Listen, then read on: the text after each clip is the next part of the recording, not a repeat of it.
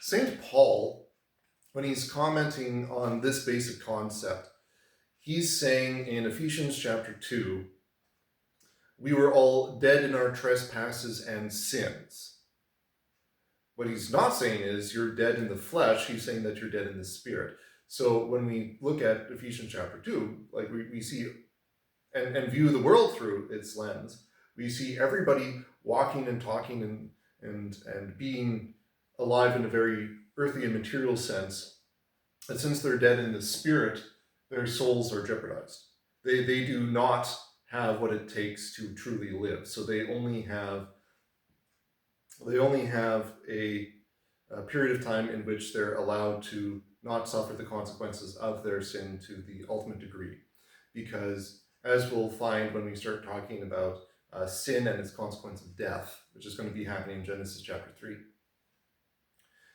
death is the spirit being removed from the body and the body itself breaking down, so disintegrating, losing order and sense and righteousness, so that it goes back into the dust. So it is a decreation.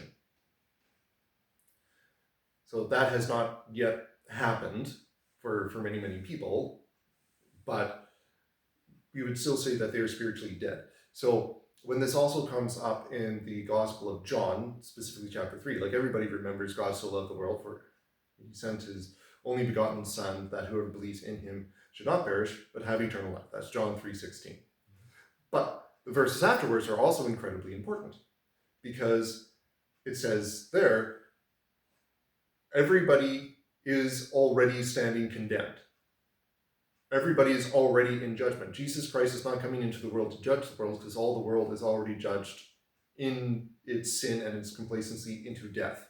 So everybody is already in death, and they need to be called into life by Jesus. And Jesus says that in John chapter 5, where he's saying that there's, if you will, two resurrections.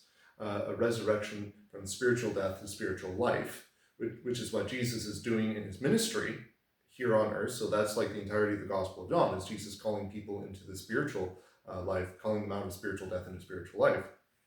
And then he says, and in the end, there's going to be a physical resurrection, a second resurrection, where everybody's being called from their physical graves so that they may have their spirits joined to flesh and thus face the judgment in the end.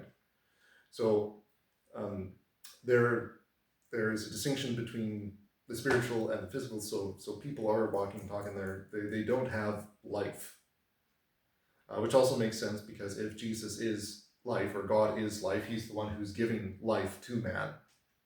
If people do not have God, they have no life in them, as Jesus would say.